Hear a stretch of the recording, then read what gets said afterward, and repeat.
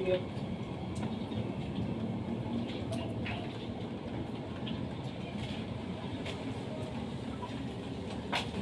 Kasi pag na-picture, buhay na buhay. Wala sila sa ilalim. Yung. Ito, kaya yan ang pinalo ko ng damit niya kasi yun yung damit na ako po nila ng check. Tapos yun yung suot niya ng damit na namatay siya. Ano yun? Oo, yun. Yan.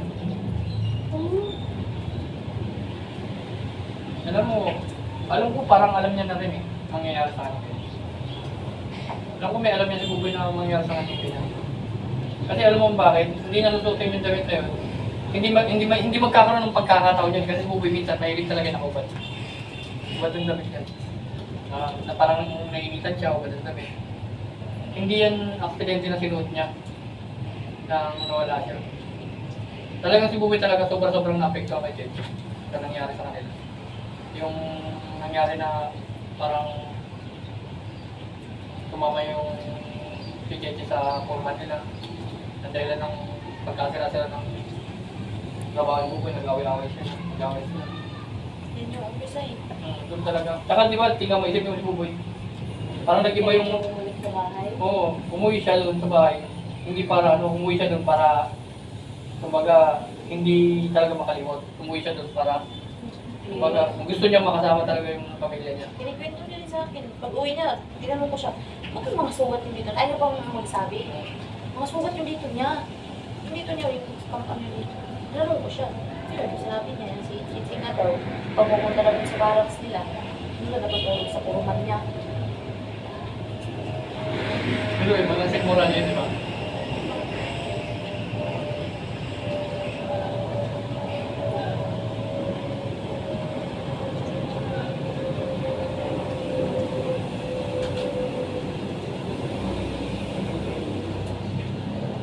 May hiwaga pa rin naman ako sa pagkamatay ni Buboy, pero sa akin, pinapasa Diyos ko na lang.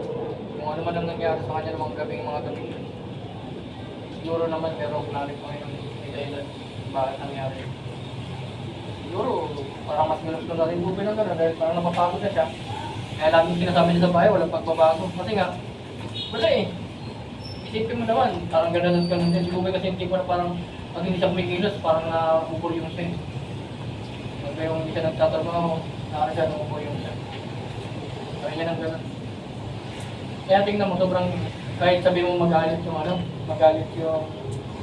yung operator niya sa akin, si pupunta sa bahay, na bakit pinaganon. Nagagalit ako doon. Kasi alam mo bakit, kung hindi dahil sa kanya, may lisensya pa sa Buboy. Kung may lisensya sa Buboy, hindi yung mga contract yun. Driver and sa siya. Driver siya. Kasi alam mo bakit, pwede ko siyang ipasok sa delivery, sa mga ano, basta madami. Pwede ko siyang makasama. Tingnan mo na, nakasama ko nga siya dun sa James kami, nag-finance siya. Wala siyang lisensya pero may lisensya siya. Hindi alam na mga halos kami ng driver doon na mas professional sa kanila ng driver sa Buboy. Parang kala mo wala lang. Pero mas nag-enjoy si Buboy sa finance. Kasi kahit anong trabaho kay Buboy pwede. Kahit anong pumasok na trabaho sa kanya, kaya niya. Hindi siya katulad ko, ako, pagka naburyong ako, layas talaga agad ako. Pag na-isahan lang talaga, hindi ako marunong mag-isip eh. Naiinis na ako. May mga bagay din dyan, hindi kami kakaintindihan na mayari.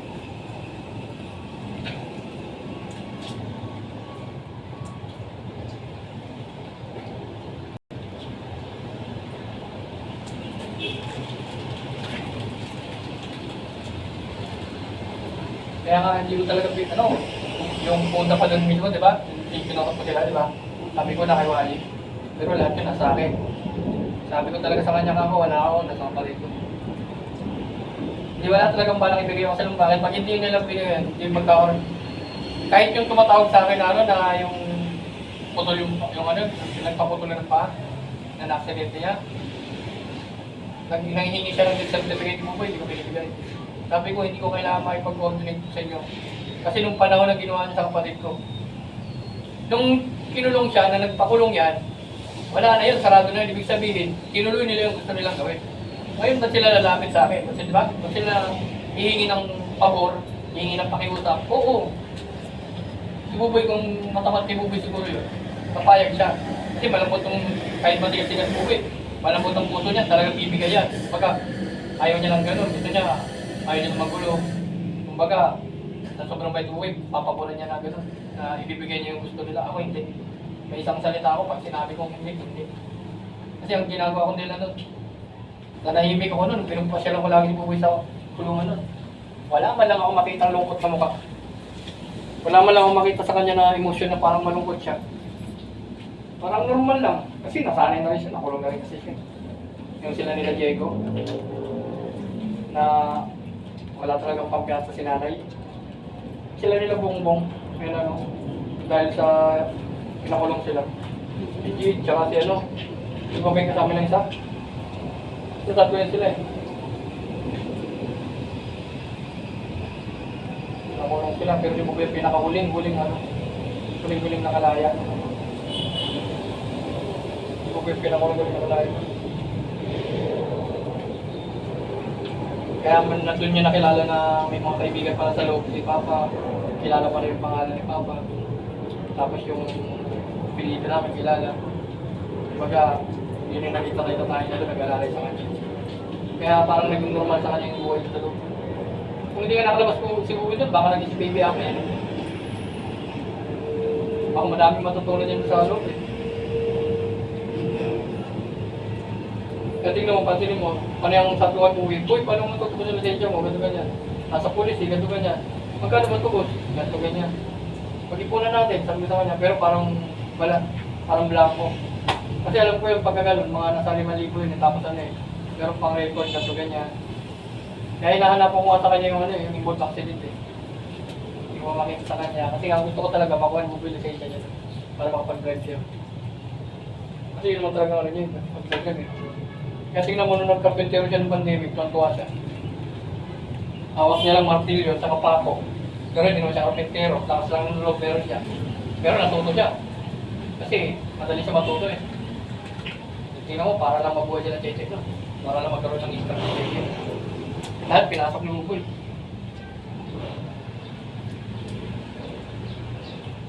Kaya kung magkaiba kami na lakas ng loob, hindi mo na lakas ng loob. Mga gano'n na.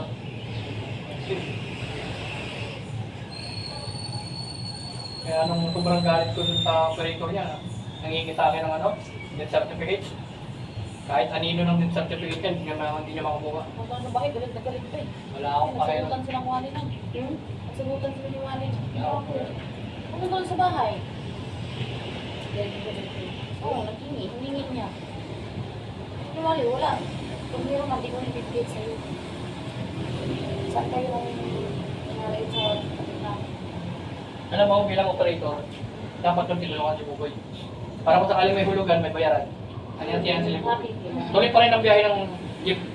Pero, uy, pagtulungan natin para matapos natin. Ganun ang nangyari sa amin ni Query. Ang problema, nag-ibit lang ako sa mga kasama ni Query. Kasi may siyempre, mga ibang kasama niya, tulad naman nilang kadiri, nilang INC, nagpautang yun. Biniyasan nila ang problema, giligipit ako, pinapasinisingin kagad ako. Eh ako wala pa ako panahon nung walang trabaho nun, tapos pilay pa ako nun. Eh, siyempre, kailan lang pa ako nagkatrabaho ng normal. Nung simula nung ano, dati nga hindi pa ako nakapagtrabaho ng maayos eh. Kaya nagsama-sama nga ako dati sa pintura, kaya pala, sa mga project nila. Ako pagmamanila dati, parang kung may ibang trabaho lang, lumipat na ako ng ibang trabaho eh. Dati yung sangap, sa akin pinapamanay. Ako lang yung magbantay ba? Hindi, wala nang problema. Pagkain, pati sahod. Nandun lahat. Libre bigas kayo kada, kada... Problema, wala kang kasama rin, wala kang kausap talaga dun. Yung ano doon, di ko alam. Kaibigan ko yun eh. Hindi pa alam doon? Oo. Kaibigan ko yun. Sinaniban ko yung nanay niya doon eh. Naglagan, papasexy. Wala. Ay, oras. Ha? Oras. Ang oras, hindi na natin may babalik yan. Hindi. Pero umiikot yan. Naman, paglakad tayo dito. Ayaw nga. May oras to. Saan ha? Tol, tol. Yun ako yung sabi ko, sa ibabaw, Eduardo, nalala ko yung apelido ni at ni Dagul Sumpi, Eduardo Sumpi. Ganda niyan.